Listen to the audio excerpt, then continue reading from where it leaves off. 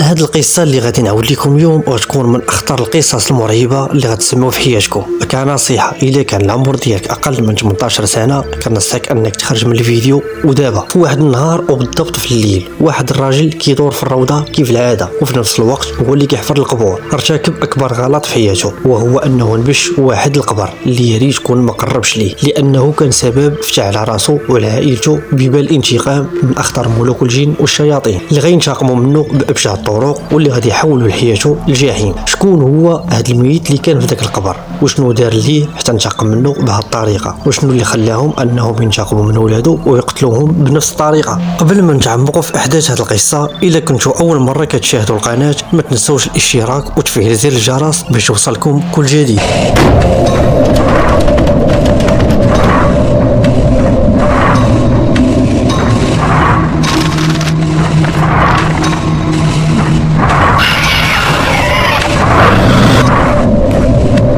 بعد أعوذ بكلمات الله التامات من شر ما خلق، نبداو القصة ديالنا.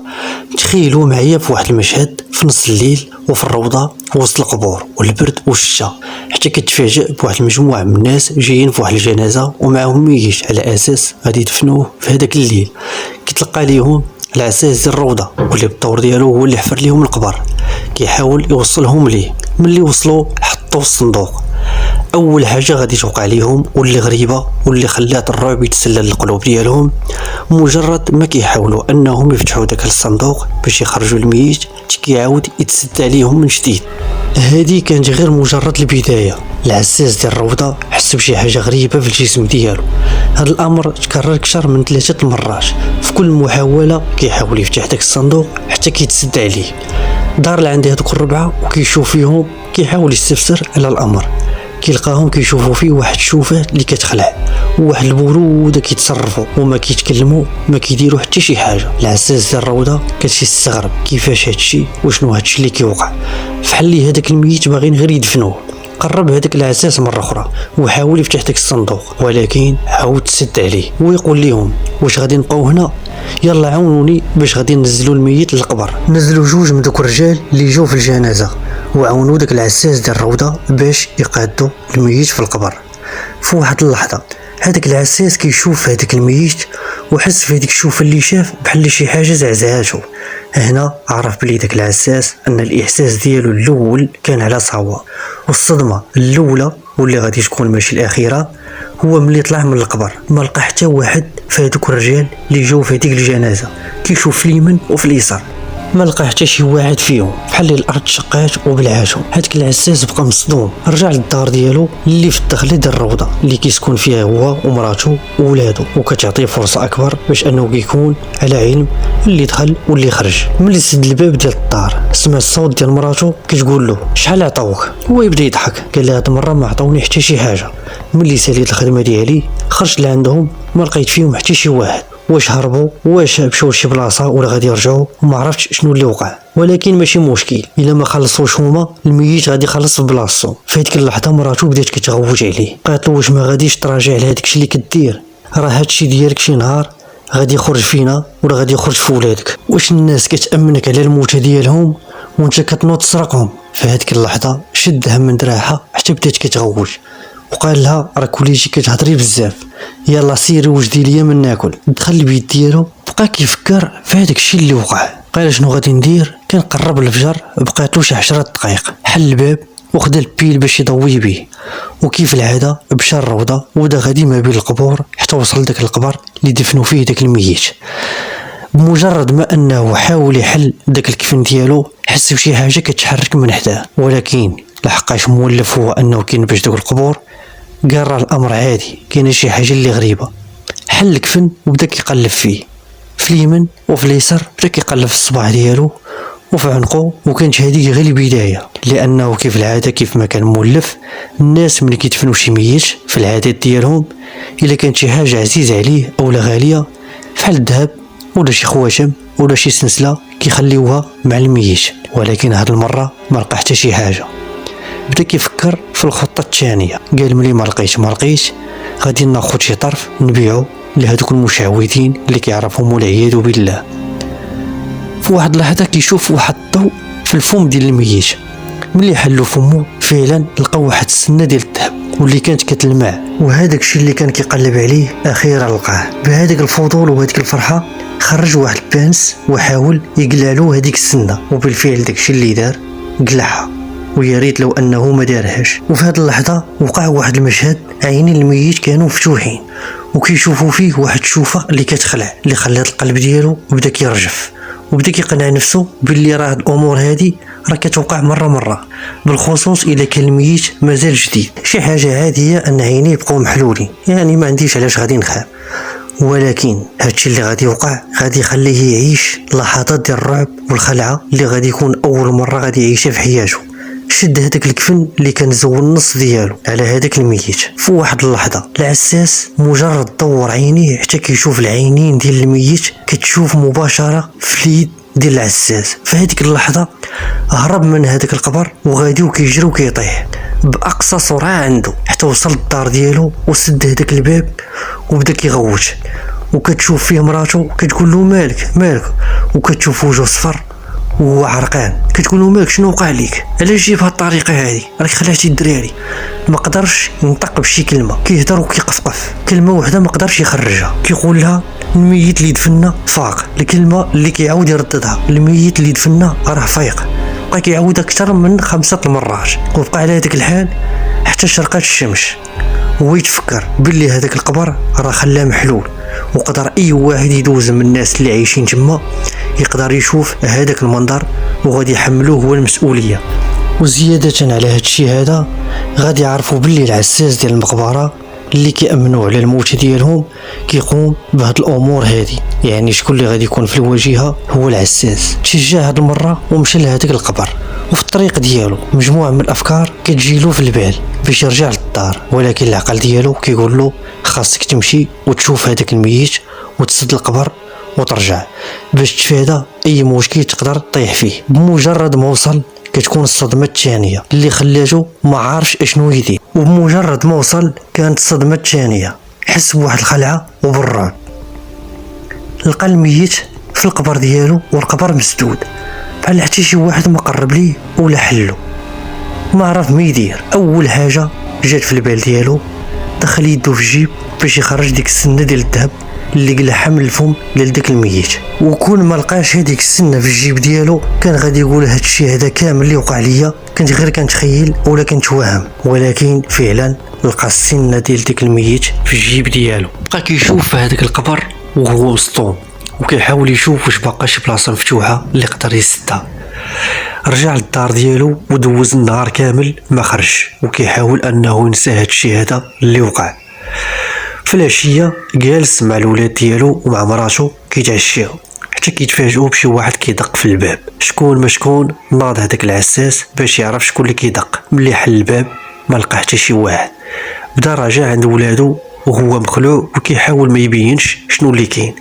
وهي تسولو مراته قالت له شكون اللي يقدر يجي يدق علينا في هذا الوقت هذا، ياك ما شي وحدين باغيين يدفنوا شي واحد وجاو باش يعلموه، اولا شي وحدين بغاوك توجد ليهم القبر على حساب غدا. قال لها لا ما كاين حتى شي واحد قدام الباب.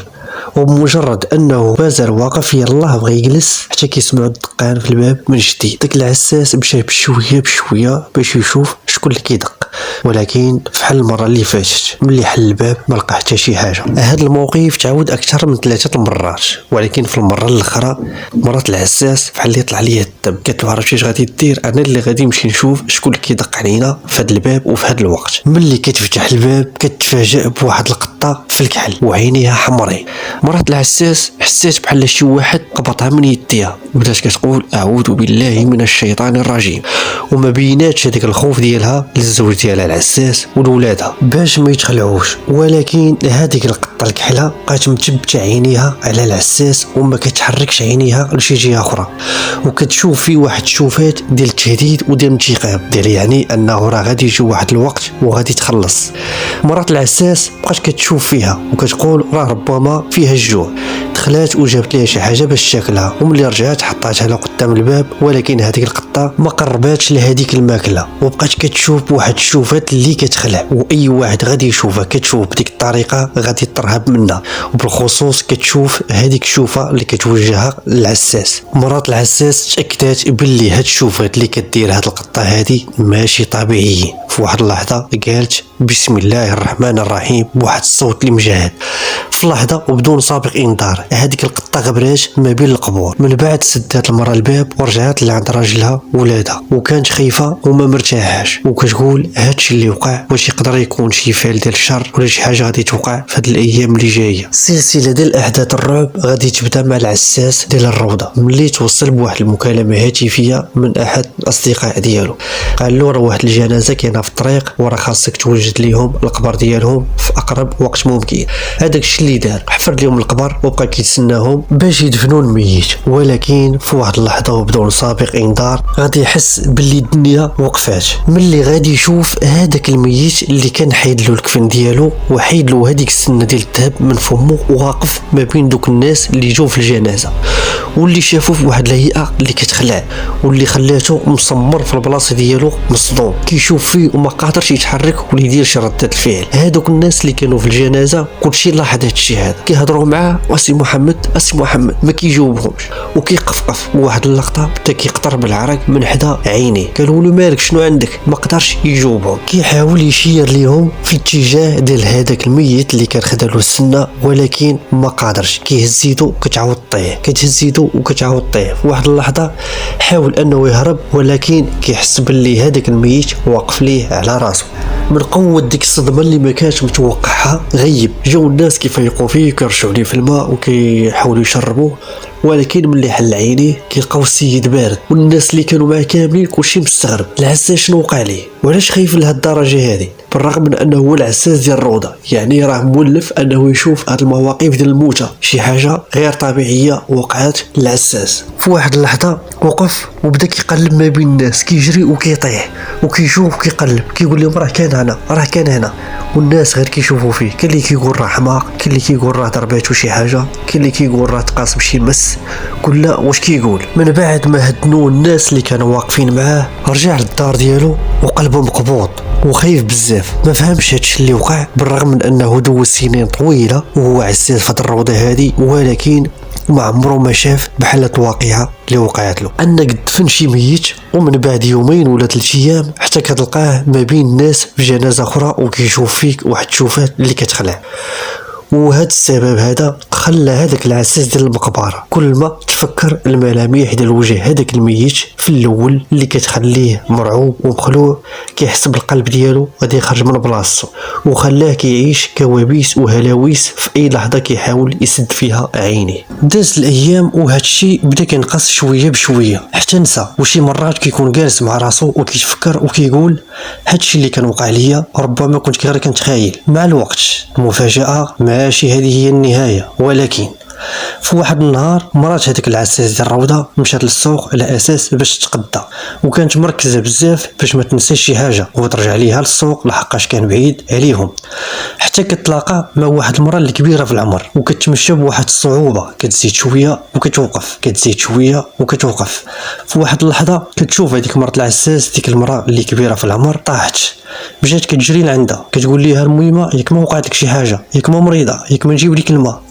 هذيك المراه الكبيره دارت واحد اللقطه اللي غير محسوبه، قربت الودن ديك المراه العساس وهي تقول لها بنت الناس الميت عنده الحرمه ديالو وحتى واحد ما عنده الحق انه ينتهكها. في هذيك اللقطه مراه العساس تصدمات من هذيك الهضره اللي قالت ليه هذيك المراه الكبيره، رجعت للدار كتجري وسمحات في هذاك الشيء اللي ما خداتش، وهي في الطريق غاديه وكتقول مع راسها هاد المراه هادي ما سبقش لي شفتها هنايا وما عندها حتى علاقه بالناس اللي ساكنين في هاد المدينه. كيفاش عرفت السميه ديال الام ديالي وحتى ديال الاب، وكيفاش ساقط الخبار بهذاك الشيء اللي كيدير راجلها، يعني كاينه شي حاجه خطيره في هاد الشيء هذا. بغات توصي راجلها باش ياخذ الاحتياط ديالو اولا يتراجع على هذاك الشيء اللي كيدير، ودائما ما كانت كتوصيه كتقول له هادشي اللي كدير راه ماشي في الصالح ديالك. لحت هذاك الشيء من يديها ومشات كتقلب على راجلها وكتعيط عليه، ما لقاتوش، خرجات للروضه وكتعيط عليه، سمعها وبدا جاي كيجري مخلوع مالك شنو عندك؟ هي تقول له مباشره واش ما غاديش تحبس من هادشي اللي كدير؟ واش ما كتشوف بلي راه عندك مرا وعندك دراري؟ واش بصح كتخاف علينا؟ كيقول لها شنو وقع؟ قالت له تلاقيت مع واحد المرا كبيره في العمر في السوق ملي كنت كنتقدى ووصاتني من هذوك الافعال ديالك اللي كدير بالموجه، وقالت لي باش نقول ليك بالحرف ان اي ميت عنده الحرمه ديالو وحتى واحد ما عنده الحق ينتهكها.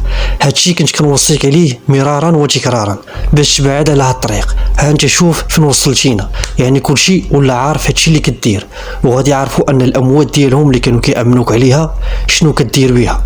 في واحد اللحظه سد ليها في امها، قال لها واش انت حماقيتي؟ راه حتى واحد ما كيشوفني، اصلا انا كنخرج قبل الفجر. بقى ساكت ويقول لي وشكون هاد المراه هادي؟ حتى واحد ما كيعرف هذاك الشيء اللي كندير، وما عمرها ما شافتني من قبل. مراته وهي تقول له تخيل راها كتعرف سميت امي وسميت با. راجلها بقى غير ساكت وقال لها هادشي غريب، كيفاش عرفات هادشي كامل وحنا برانيين على هاد المدينه ما كنعرفوا حد ما كيعرفنا حد؟ مراته مخلوعه وقالت له قلبي مقبوط عليا، حاسه بشي حاجه خيبه اللي غادا توقع، وباش نزيدك ملي كتكون خارج شي حوايج كيطرو في الدار ماشي طبيعيين. انا كنطلبك باش انك تراجع على هادشي اللي كدير بالموجه، ولا راه غادي نتفضحوا شي نهار وكل شيء غادي يولي عارفك اشنو كدير. بدا كيغوت عليها وقال لها اخر مره تجبدي هذا الموضوع على لسانك، انا عارف شنو كندير وما محتاجش منك انك تنصحيني. المراه ما جاوباتوش، حضرات راسها وبدات غاديه راجعه للدار، ولكن الداخل ديالها كيقول لها باللي شي حاجه غادي توقع. داز شي 15 يوم وبدات كتناسى الامور، حتى لواحد النهار اتصل بيه شي واحد قال له راه عندنا واحد الميت بغينا ندفنوه، بغيناك تحفر لينا شي قبر، راه غدا غادي نجيبوا الميت مع الصباح على اساس ندفنوه. وفعلا هذاك الشيء اللي كان، حفر القبر وبقى كيتسنى فيهم مع الصباح حتى جات الجنازه ودفنوا هذاك الميت. مشى بحالو في الليل، خد هذاك البيل ديالو وخرج من الدار وغادي كيتلفت في جنابو، وفي نفس الوقت قبل الفجر ملي تاكد بلي حتى واحد ما كاين توجه الروضه ومشى مباشره لهذاك القبر اللي دفنوا فيه داك الميت اللي مازال جديد. ملي وصل حط داك البيل في الارض وبدا كيحيد الكفن على داك الميت. وفي هذوك اللحظات سمع الصوت ديال مراته وهي كتعيط عليه وكتعيط بواحد الطريقه اللي مجاهده. قال لها هاني جاي هاني جاي، بلا ما يحس هز مع الكفن وخرج كيقلب على مراته، ولكن ملي كيشوف جنابه ما لقاهاش وقال راه ربما مني ما جاوبتهاش. رجعت للدار، بدا راجع لهذاك القبر اللي حلو من قبل، بغى يعاود يرجع ليه الكفن. في واحد اللحظه حتى كيسمع داك الصوت من جديد، ولكن هاد المره كان الصوت خفيف. شداتو الخلعه في هذيك اللقطه، بدا كيدور غير بشويه حتى كيتفاجأ بواحد المراه لابسه الكحل، عينيه خرجوا من بلايصهم من هذيك اللقطه اللي شاف اللي كتخلع. شدو الخوف، هذيك المراه ماشي مراته، لا الجسم ديالها ولا الطول ديالها كتشبه الملامح ديال مراته، الا الصوت ديالها اللي كيتشابه.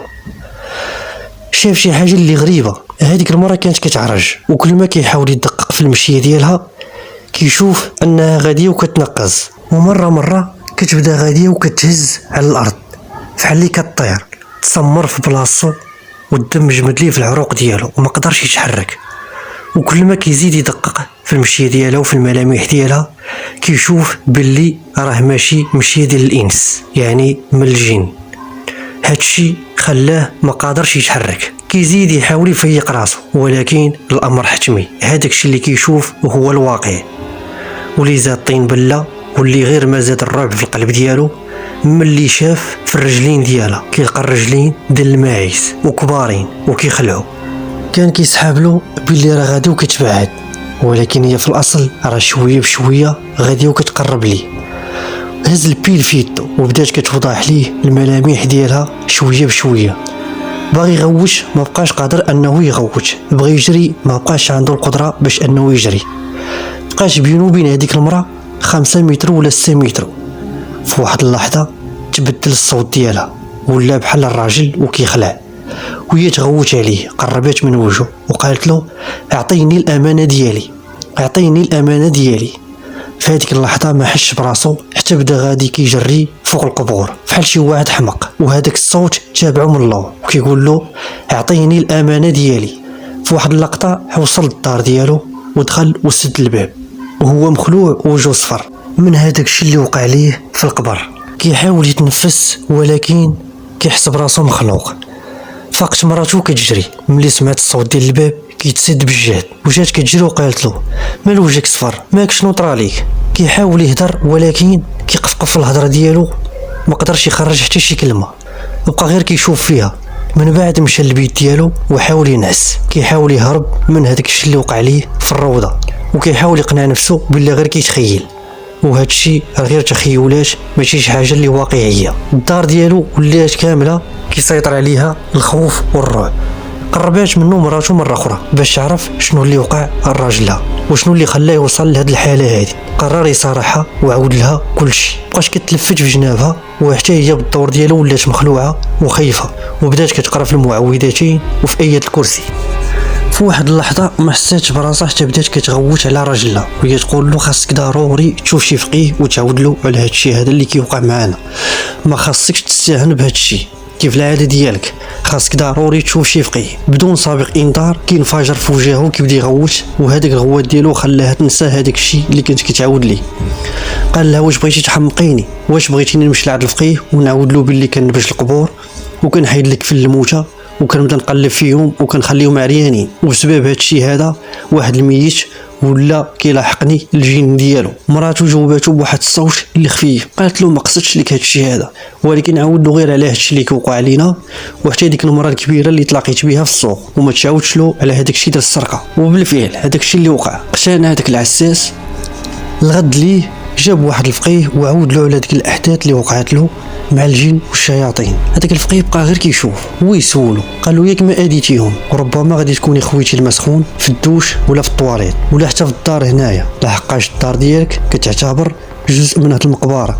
جوبو داك العساس قال له لا لا ما درت حتى حاجه من هاد الشيء. هذاك الفقيه بقى ساكت ويقول له ولكن راه الجن ما كيأذيو حتى شي واحد الا كنتي انت اديتيهم او لا خديتي منهم شي حاجه. فهاد اللحظه العساس ومراته بقاو ساكتين وما قالوا حتى شي كلمه، وكتبان على وجوههم شي حاجه اللي ما فخبارش الفقيه. ويقول لهم هذاك الفقيه بلا ما تخافوا ان شاء الله غادي نحصنكم نتوما وولادكم من هادشي اللي كيوقع لكم من المرادة ديال الشياطين والجن. وبالفعل هذاك الشيء اللي دار، بدا كيقرا القران وكيرش في هذيك الماء في الدار اللي ساكنين فيها وحتى في الجناب ديالها. من بعد ما سالا مشى في حاله، من بعد ما سالا قال لهم انا غادي نمشي ولا كانت شي حاجه اتصلوا بيا. حسوا بالراحه النفسيه نسبيا بعد ما داك الفقيه قرا القران وعطاهم من ماء ويا، حسوا باللي راه الامور ولات احسن من الاول. في واحد اللحظه دخل داك العساس باش ينعس، ويا ريت لو انه ما نعش. بمجرد ما غفل في النعاس بدا كيسمع في واحد الصوت كيعيط عليه من على برا. ناض مخلوع خرج وبدا كيقرب كيحاول يعرف هذاك الصوت المصدر ديالو منين، وهذاك الصوت كان الابن ديالو الكبير اللي في العمر ديالو 17 عام كيعيط عليه من وسط القبور، وبواه اللي هو العساس غادي وكيجري وسط المقبره باش يوصل اللي خارج منها الصوت. فاذا به كيلقى راسو قدام واحد القبر اللي مسدود، ولكن الصوت ديال ولدو مازال كيسمعو. حس بالرعب من جديد وبدا كينبش في هذاك القبر، وملي حلو بدا كيحل في هذاك العقدات اللي في الكفن. وهو يلقى ولدو ويقول له ما تخافش راه الامور غادي تكون بخير. ولكن ملي سالا انه كيحل في هذوك العقدات باش يخرج ولدو وينقذو، حتى كيلقى داك الكفن خاوي. بدا كيسمع واحد الاصوات والضحك، غادي وكيتجاهد كيشوف في المدخل ديال القبر كيلقاه نفس الميت اللي هو هذاك اللي حيد ليه ديك السنه ديال الذهب. وبمجرد ما جات العين في العين حتى بدا كيضحك واحد الضحكه فيها الشر، وكيقول له ولدك ضاع منك، ولدك راه ضاع منك. وهذاك الصوت ديال الضحك ديالو غادي وكيتزاد من جديد. في واحد اللحظه داك العساس فاق وهو مخلوع من النعاس ديالو، وهذا الشيء هذا كامل كان غير كيحلم. ولكن في نفس الوقت سمع واحد الصوت ديال الغوات من مراته، وهاد المره الصوت كان حقيقي. خرج كيجري من الدار ديالو مخلوع، وصل المقبره كيلقى مراته معنقه ولدها وكتبكي. وفي ديك اللحظه كان الولد ديالو اللي العمر ديالو 17 عام وداه الحياه. وهاد المره هاد الموت ديال ولدو كان حقيقي، يعني ما كانش كيحلم. طلعت الشمس والعساس بين يديه ولدو كيشوف فيه وكيبكي، ما قدرش يستوعب باللي ولدو مات وبهاد الطريقه هادي، لحقاش ما كانش كيعاني من شي مرض ولا من شي حاجه اللي تخليه يموت بهاد الطريقه هادي. تخلط عليه الحلم مع الواقع ويتفكر هذيك الحلم اللي حلم، وتاكد باللي الموت ديال ولدو ما كانش موت طبيعي، ولكن كان شي واحد هو اللي كان سبب في الموت ديالو، ولكن ماشي من الانس. ملي سالاو من الدفين ديالو العساس حاول يسد القبر وما يخليه حتى شي بلاصه اللي تقدر تدخل ليها شي حاجه. كلشي كان واقف وساكت وكيبكيو. الفقيه كيقرا في القران على الميت. وملي سالاو العساس رجع لدارو ومشى لعند مراتو ويسولها، وهذا السؤال اللي في الصميم. قال لها شنو اللي خلاه يخرج في نص الليل ولوسط القبور؟ وهي جاوب مراتو وكانت كتبكي. قالت له كنت ناعسه حتى كنسمع الغواش، قفزت من بلاصتي وملي خرج كنقلب عليه لقيته مليوح في واحد البلاصه ولكن ما كيتنفسش وما حسيتش بيه ملي خرج، لحقاش خليته ناعس في الفراش ديالو قبل ما الناس وانا اللي غطيته. وانت عارف انه عمره ما خرج في نص الليل من المقبره، واللي متاكده منه انني طمأنت عليه هو البنت قبل ما ينعسوا. في هذه اللحظه تاكد العساس باللي هذاك الميت مول السنه ديال الذهب اللي شافه في المنام هو السبب في الموت ديال ولده بهذه الطريقه هذه. اما مراتو ما جاش في البال ديالها نهائيا باللي يقدر يكون شي واحد ورا الموت ديال ولدها اللي مازال صغير، واللي الجميع كيشهد له بحسن الاخلاق ديالو، وكيف ذكرنا ما كانش كيعاني من شي مرض. العساس جالس هو ومراتو ويقول له بغيت نقول لك شي حاجه. ملي كنت في العزو جات هذيك المراه الكبيره اللي كنت تلاقيت معها في السوق، وانت عارف في هذيك الحاله ما قدرتش نستوعب باللي ولدي مات. قربات مني ديك المراه الكبيره وهي تقول لي باين عليك بنتي ما قلتيش لراجلك هذاك الشيء اللي وصيتك عليه من قبل. جاوباتها مراتو وقالت لها شنو كتقصدي بكلامك؟ وضحي شنو بغيتي توصلي. راني ما عرفتكش علاش كتهضري، وسمحي لي الحاله ديالي ما عنديش الخاطر باش نهضر مع شي واحد واللي فيا كافيني. هذيك المراه الكبيره هزات راسها وبدات كتشوف في العساس. مراتو في هذه اللحظه هذه ما بقاتش قادره تهضر، واقتنعت باللي هذاك الشيء اللي وقع لولدها كان بسبب هذاك الشيء اللي كيدير بواه. وفي نفس الوقت بدات كتقول مع راسها هاد المراه الكبيره خاصها تمشي من هنا. خافت على راجلها باللي دوك الناس اللي كاينين في العزو يعرفوا هذاك الشيء اللي كان كيدير. هذيك المراه الكبيره عرفاش هذاك الشيء اللي كتفكر فيه مرات العساس، وقبل ما تبدا غادا بدات كتشوف بنتها الصغيره وهي تقول ليها ماشي حرام هاد الضحايا الزوينه ندفنوها حدا خوها اللي مات البارح. في هاد اللحظه مرات العساس وهي تنفجر في وجهها وهي تقول ليها كنقسم لك بالله العلي العظيم الا قربتي لبنتي غادي ننتقم منك بيدي، ودابا خاصك تمشي في حالك. قبل ما تكمل كلامها لقات هذيك المراه الكبيره كتشوف فيه بواحد البروده، ما عطاتش واحد الاهتمام لهذاك التهديد ديال مرات العساس، وبقات غاديه شويه بشويه وسط الناس حتى غبرات ما بقاش كيتبان. مرات العساس بقات شاده في راسها غير بزز حتى مشاو كاع الناس اللي كانوا كيعزيو. وصل الليل وهي تمشي لعند راجلها وهي تسولو قالت له دخلت عليك بالله تقول لي الحقيقه، واش انت هو السبب في هذاك الشيء اللي وقع لولدي؟ ما جاوبهاش، بدات كتغوت في وجهه. قالت له كنت حاسه بلي شي حاجه خايبه غادي توقع لينا بسبب هذاك الشيء اللي كنتي كدير للموتى، ولكن ما كنتش كنتخيل في واحد النهار ان ولدي غادي يضيع مني ويتكوى قلبي عليه ويتحرق خاطري بهذه الطريقه هذه. ولكن تاكدت بلي السبب في هادشي هذا كامل من ورا ديك المراه الكبيره اللي شفتها في السوق. ونزيدك راه كانت حتى في العزو وسولاتني واش وصلت ليك ديك الهضره اللي كانت قالت لي في السوق ولا لا، وهددتني باللي بنتنا هي اللي غادي تكون الثانيه من بعد خوها اللي مات. قال لها راجلها نعلي الشيطان. مراتو بقات كتشوف فيه واحد الشوفه ديال الحسره من هادشي اللي وقع لولدها وهذاك الشيء اللي قالت لها ديك المراه الكبيره.